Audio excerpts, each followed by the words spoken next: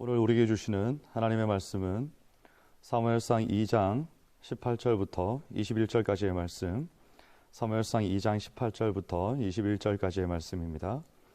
제가 말씀을 봉독합니다. 사무엘은 어렸을 때에 세마포 에봇을 입고 여호와 앞에서 섬겼더라.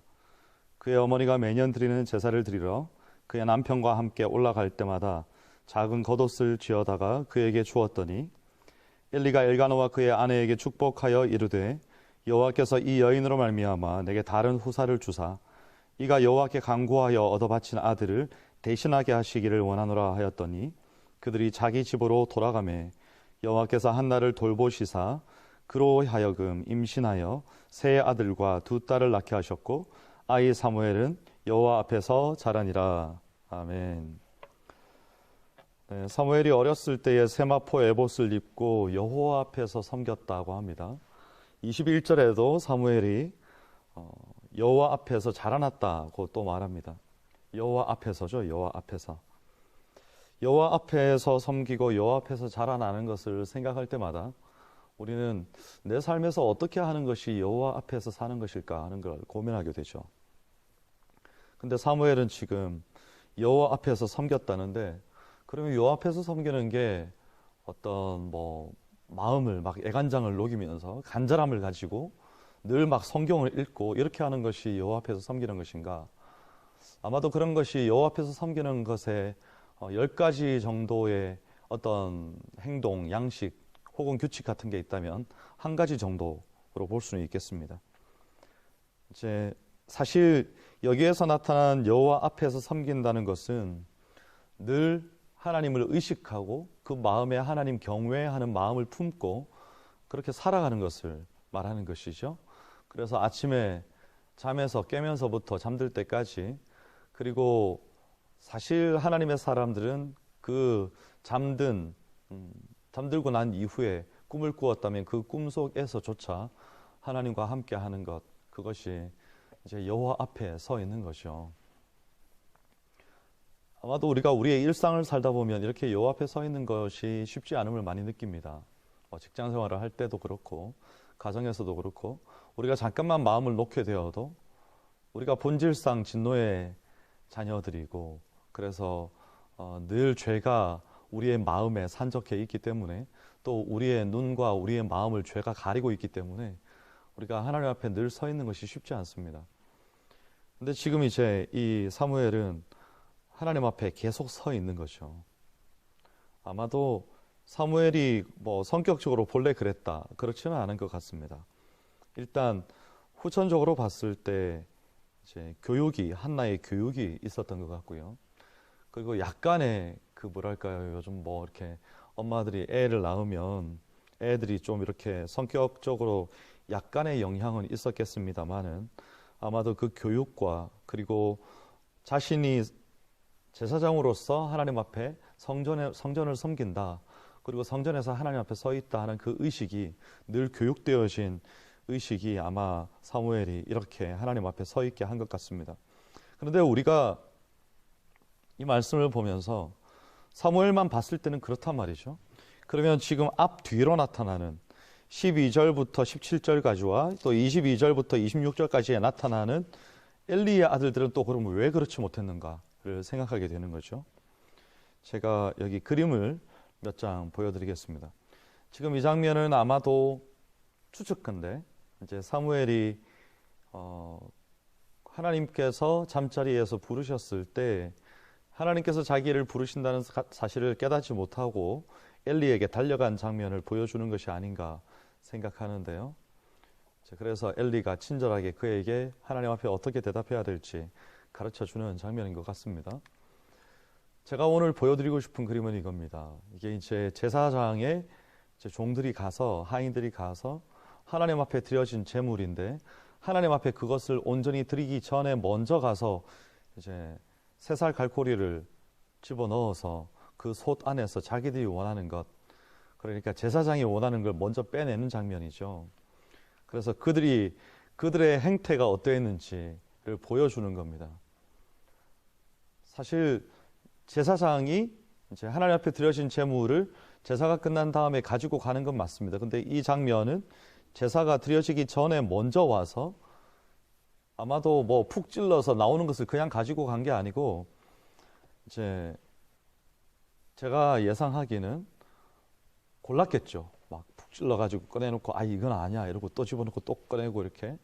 그리고 이제 그 제사를 드리는 제물을 갖다가 무슨 이렇게 들어가지고 붕덩 이렇게 집어넣는 게 아니고 조심스럽게 그 물 속에 넣어서 이제 익혔을 거니까. 그러니까 그 모양이 그대로 보존된 상태에서 그 안에서 이게 익고 있는 건데, 그러니까 눈앞에 보이는 것이고요. 그래서 얼마든지 아마 자기가 원하는 부위를 골라서 가지고 갈 수 있지 않았을까 생각을 해봅니다. 어쨌든 이 행위 자체가 하나님께서 보시기에 하나님께서 기뻐하시지 않는 모습이었다는 거죠. 그러면 어떤 게 진짜 바른 모습인가? 이 당시에 이런 제사장들의 이런 행동을 보고, 잘못된 그들의 부패한 삶과 이런 제사의 행동을 보고 이후의 세대들이 우리는 이렇게 하면 안 되겠다 하고 깨달아서 이제 오늘의 이스라엘이 된 거 아닙니까? 그럼 오늘의 이스라엘 사람들은 어떻게 하고 있는가 하면, 여기가 지금 전쟁터인데요. 전쟁터에서조차도 이제 하나님 앞에 예배할 시간이 되면 뭐 비행기를 탔든지 전쟁터이든지 집이든지 길이든지 버스를 탔든지 어디서든지 간에 이 사람들은 이렇게 하는 거죠. 남자들은 만 13세, 여자들은 만 12세가 넘으면 저렇게 여자들은 트필린을 차지 않죠. 남자들만 트필린을 합니다. 그리고 키파를 쓰고 머리와 팔에다가 감고 기도를 하는 거죠. 그리고 저 속에는 이제 신명기 6장 4절부터 9절까지 말씀이 있는 거 아닙니까? 얼마나 그들이 하나님의 말씀으로부터 떠났을 때 얼마나 비참한 상태가 되는지 그들의 역사를 통해서 다 깨달았기 때문에 이제는 목숨을 걸고 저런 어쩌면 형식이 되어버린 것들조차도 지켜내고 있는 것이죠. 그래서 우리가 볼 때는 꼭 뭐 신앙생활을 꼭 저렇게 해야 되나 이렇게 생각할 수도 있지만, 저들에게 있어서는 역사를 통해서 그들에게 학습된 효과인 겁니다. 그래서 그들이 이제 목숨을 걸고 저렇게 지켜야만 우리가 우리의 인생을 하나님 경외하면서 비껴나가지 않고 하나님 앞에 서 있을 수 있다고 생각한 거죠. 근데 그걸 사무엘이 어렸을 때부터, 지금 이스라엘에서 유대인들이 하듯이 사무엘이 어렸을 때부터 여호와 앞에서 그렇게 섬기는 건데요. 자, 근데 여기에 이제 아까 제가 강조했듯이 18절과 21절에 여호와 앞에서가 나왔고요. 근데 우리는 그러면 여호와 앞에서 사는 것을 어떻게 훈련하고 연습할 수 있는가? 저는 그렇게 생각합니다. 제가 이스라엘에 있을 때 우리가 사실 이런 환경, 한국적인 환경 가운데서는 하나님 앞에 늘 서 있는 것을 훈련하기가 쉽지는 않습니다. 왜냐하면 뭐 누가 우리를 예배를 못 드리게 하려고 쫓아오지도 않고 그렇기 때문에. 근데 제가 이스라엘에 있을 때를 오늘 설교를 준비하면서 회상을 해보니까 늘 하나님 어떡하죠? 하나님 어떻게 해야 되죠? 하나님 이럴 때는 어떡합니까? 이런 질문을 시시각각 했던 것 같아요. 그래서 그렇게 질문할 때마다 거의 즉각적으로 하나님께서 무슨 뭐 음성을 들려주시거나 그런 건 아니었지만 제 마음에 늘 감동이 있었던 거죠. 이렇게 하는 게 좋겠다. 아, 이렇게 해야 되겠다. 근데 기도하고 응답받고 그것도 아마 10가지 중에 한두 가지 정도의 하나님 앞에 서 있는 게 될 것 같아요. 그러면 무엇이 하나님 앞에 우리를 서 있게 하는 것인가? 저는 그 10가지 중에 10가지 전체의 바탕에 깔려 있어야 되는 게 하나님을 믿고 따르고 신뢰하고 경외하는 것, 그게 이제 깔려 있어야 되는 거죠. 그건 10가지 중에 10가지 전부라고 할 수도 있겠습니다. 그러니까 여호와 앞에 서 있다는 것, 그것은 말씀을 읽을 때도 우리는 하나님을 경외하는 마음, 하나님을 신뢰하는 마음, 무엇을 말씀하시든지 간에 내가 듣고 믿고 순종하겠다는 결단, 이런 것들을 우리의 마음의 바탕에 깔고 말씀을 대하고 기도할 때도 바탕에 그것을 두고 기도하고, 하나님께서 무엇이든지 말씀하시면 나는 또한 그것을 순종하는 것이고, 그리고 우리가 길을 지나다가도 언제든지 하나님 앞에서의 나의 삶의 자세는 준비되어 있어서 하나님께서 내게 누군가를 보여주셨다 갑자기. 그럴 때는 하나님께서 내게 마음에 감동하시는 대로 나는 따를 수 있는, 또한 늘 마음의 준비와 함께 결단, 이것이 되어 있어야 되는 것이고요. 그래서 요즘 특히 이렇게 코로나의 시대에 우리가 하나님 앞에 서 있는다는 것이 우리의 마음이 시시각각 하나님께로부터 멀어지려 할 때에 이렇게 하나님께로부터 멀어지다 보면 뭐가 들어오는가 하면 욕심, 죄, 또 사탄이 우리의 마음에 틈을 타고 들어와서 우리를 미혹하여서 하나님께로부터 더 멀어지게 하고 하나님께로부터 우리의 삶을 더 떼어놓아서 점점 더 자신의 지배 영역 아래로 끌고 가는 것이거든요. 그러니까 지금 이 화면에 보이는 유대인 군인들처럼 우리가 하나님 앞에, 우리의 일상이 하나님 앞에 서 있는다는 것은 늘 하나님, 제가 지금도 하나님 앞에 서 있습니다. 하나님, 제가 오늘 출근하는데 제가 오늘 하루도 하나님 앞에 서 있겠습니다. 말씀을 펼쳐서 오늘도 말씀이 지시하는 바대로 제가 따르겠습니다. 그리고 기도할 때도 하나님, 제가 무엇을 말씀하시든지 겸손히 순종하겠습니다. 늘 이렇게 하나님 앞에 나의 삶을 겸손히 내려놓고 그리고 하나님을 바라보고, 마치 느헤미야가 그랬던 것처럼 느헤미야는 왕 앞에 서서도 왕을 바라보는 것이 아니라 하나님을 바라봤죠. 그리고 하나님께서 말씀하시는 대로 따르고자 했죠. 그렇게 하니까 하나님의 응답이 어떤 건가 하면, 하나님의 응답은 여기 21절에 보면 여호와께서 한나를 돌보셨다 그랬어요. 그러니까 하나 얻은 아들을 하나님 앞에 올려드렸는데, 지금 엘리가 가만 이 부부를 보니까 올라올 때마다 뭐 너무나 정성을 다해서 사무엘을 섬기는데 가만 보니까 참 측은한 거죠, 이 부부가. 왜냐하면 그렇게 열심히 기도해서 얻은 아들을 하나님 앞에 올려드리고 본인들은 그냥 1년 내내 내년에 다시 올 날을 기다리면서 그 아들만 바라보고 있는 겁니다. 그러니까 엘리가 축복하는 거죠. 여호와 앞에 올려드렸으니까 이 아들을 다른 후사를 내게 주셔서 대신하게 하시기를 원하노라, 이렇게 축복을 하니까 제사상의 축복에 하나님께서 당신의 복을 얹어주셔서 여호와께서 한나를 돌보셨는데, 여기 돌본다는 말이 뭔가 하면요, 룻기에 똑같이 등장합니다.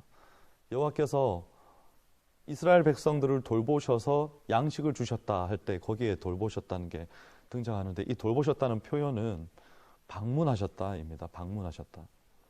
그러니까 가서 만나 주신 거죠. 그러니까 하나님께서 한나를 만나 주신 겁니다. 만나 주셔서 아마도 제 생각에는 이게 뭐 대면하여 만남, 이런 만남이라기보다는 그의 마음을 깊이 돌아보신 거죠. 그 마음의 슬픔, 아픔, 고통, 슬픔 이런 게 있다면 하나님께서 그것을 만져주신 겁니다.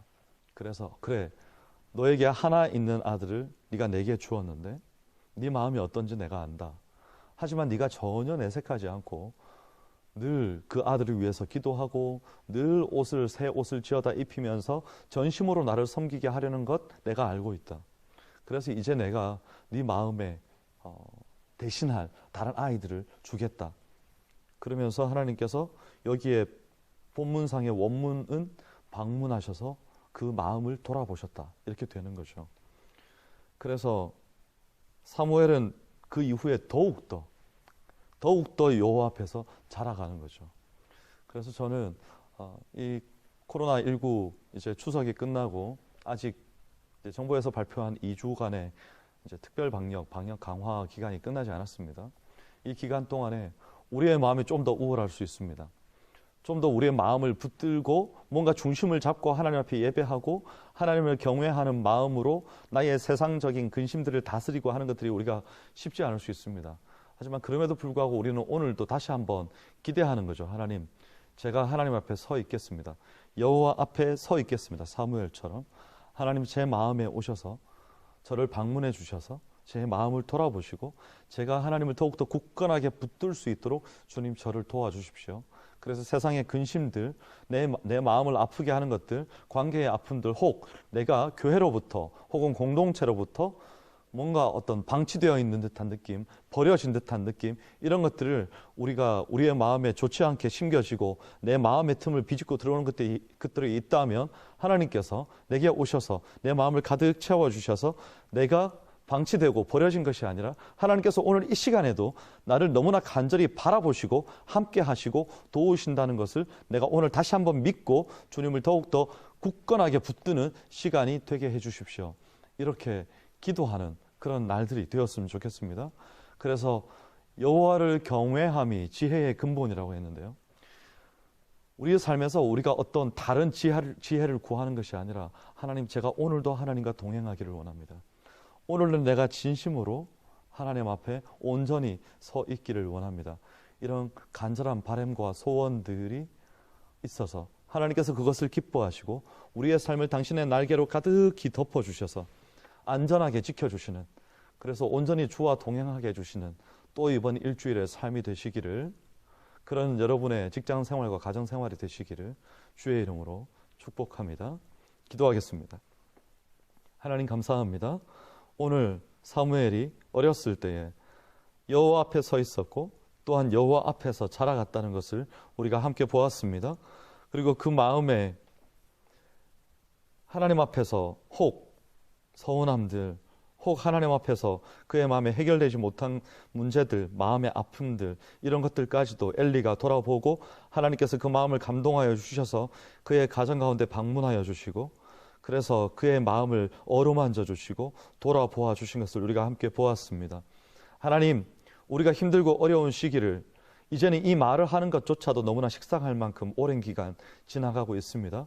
그럼에도 불구하고 우리가 오늘 다시 한번 하나님을 의지하고 의뢰합니다. 하나님을 더욱더 신뢰할 수 있기를 원합니다. 하나님과 동행하기가 참 힘이 드는 우리의 나날들이지만 우리가 하나님을 더욱더 굳건하게 붙들 수 있기를 원합니다. 주께서 함께하여 주셔서 우리의 삶 가운데 방문하여 주시고 우리의 삶 가운데 우리의 마음속 깊은 곳까지 어루만지시는 하나님을 경험하게 하여 주시옵소서.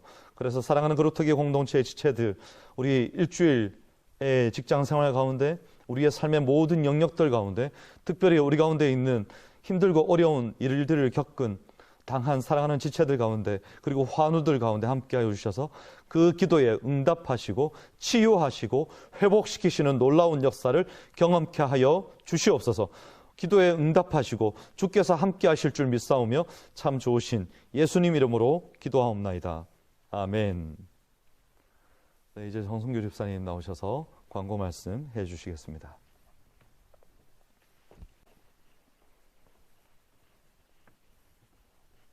네, 안녕하세요. 그로토이 공동체 정순규입니다. 네, 추석 연휴 잘 보내셨습니까? 수요일부터 오늘까지 5일간의 연휴가 벌써 다 지나고 이제 내일은 새로운 월요일, 한 주간의 시작을 다시 앞둔 하루입니다. 네, 지난주에 말씀드렸던 대로 오늘은 지금 보셨던 윤성모 목사님의 말씀이 영상으로 나가고 있고요. 오늘은 오후 4시에 있는 전체 순모임은 없습니다. 명절 연휴인 관계로 아직 귀성하고 계시는 분들이 있을 수가 있기 때문에 오늘은 없고요. 다음 주에 저희가 정상적으로 오후 4시부터 순모임을 진행하도록 하겠습니다. 다음 주에 줌을 통해서 뵐 수 있었으면 좋겠습니다. 네, 이상입니다.